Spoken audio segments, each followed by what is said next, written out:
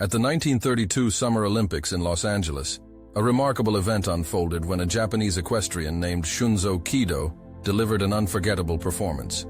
He took the lead in a grueling 22.5-mile endurance race filled with 50 obstacles, an event he rarely participated in and for which his horse was untrained.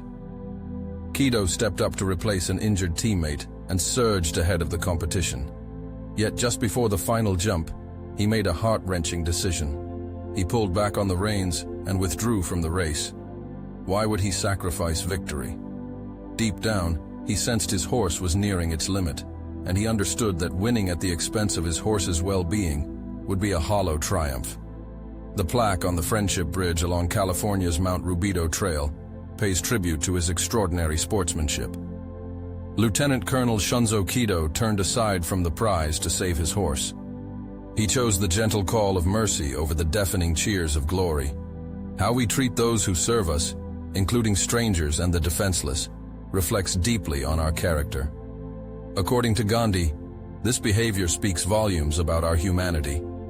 In Milan Kundera's The Unbearable Lightness of Being, set against the backdrop of the Prague Spring and the Soviet military occupation, the sensitive and compassionate protagonist, Teresa, reminds her husband of something profoundly important. It is far more vital to rescue a half-buried crow than to file petitions to the president. While politics undoubtedly play a significant role in shaping our lives, let us not lose sight of the smaller, yet equally impactful acts of kindness that often go unnoticed.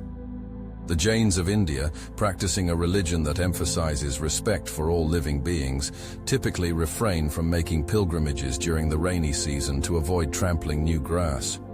What a beautiful and conscientious practice. It serves as a powerful reminder that even our smallest choices send ripples throughout the world. Gandhi's vegetarianism serves as the foundation for many of his compassionate choices, emphasizing a profound moral commitment to living harmoniously with all life. An ancient philosopher once argued that kindness transcends justice, as justice pertains to human laws while kindness encompasses our treatment of all living creatures. This is the essence of Stoicism, a philosophy striving to broaden the scope of whom we owe kindness and justice. Leonardo da Vinci, famed for his artistic genius, was also known for his profound compassion.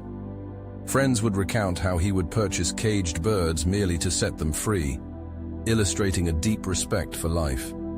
Abraham Lincoln, too, was profoundly affected by the pain inflicted on the innocent. His moral empathy ignited when he witnessed his younger half-brother viciously smash a turtle against a tree for sport. This senseless cruelty awakened in Lincoln a lifelong commitment to advocate against animal cruelty, leading him to recognize the significance of every life, regardless of its form. It can be all too easy to avoid contemplating what life is like for a caged bird, or to simply dismiss the stench of factory farms while shopping for groceries. We often prioritize convenience over compassion, weighing the price of products without considering their origins. How often do we overlook the struggle of a dog wandering the streets? Yet, just as we should concern ourselves with the plight of the marginalized within our society, we must also extend our empathy to the countless other life forms inhabiting our planet. Have you witnessed the heartwarming moment when Coco the gorilla meets Mr. Rogers after years of watching him on television? In that instant, she reaches down to remove his iconic blue shoes, an act of kindness that transcends species. This moment serves as a powerful reminder that evolution has endowed various species with the capacity for kindness, and with that comes a responsibility for us to be equally kind. The legacy of Ko, a farmer known in his time for exploiting the animals that toiled on his land, serves as a sobering lesson. He worked them to their breaking point and then discarded them, all perfectly legal and profitable actions that nonetheless raise serious ethical questions. We instinctively recoil at such injustices, and yet we must confront our own history of exploitation that has allowed entire continents to be divided based solely on what could be extracted from them. The Gold Coast, the Ivory Coast, the Slave Coast. These names evoke a grim reminder of humanity's capacity for cruelty. It would be naive to believe such impulses have vanished completely. we must scrutinize the thoughtless, profit-driven cruelties embedded in our lifestyles and businesses, striving to address and alleviate them. The work of Temple Grandin, for example, has significantly reduced suffering in slaughterhouses, while animal rights activists challenge millions to reconsider their dietary choices. Though their approaches may differ, both are dedicated to making the world a kinder, more just place. Hunters and farmers often possess radically different relationships with wildlife compared to environmentalists. Yet in many instances, they find common ground in their mutual commitment to preserving endangered species, safeguarding the environment, and ensuring that the planet we cherish continues to thrive. Just as every individual should enjoy the peace of sitting under their own fig tree without fear, so too should the majestic wildlife that predates us be allowed to flourish. This extends to all creatures, not just the popular or aesthetically pleasing ones. The fig tree deserves protection, the vines merit fertile soil, and the rivers should flow free from pollution. As Marcus Aurelius observed, the entire world is a temple, and the Stoics believed nature itself is divine. To abuse it is a sacrilege.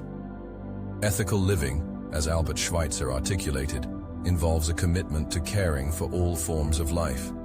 He believed that a true ethical man is one who actively seeks to help all living beings and avoids causing harm whenever possible.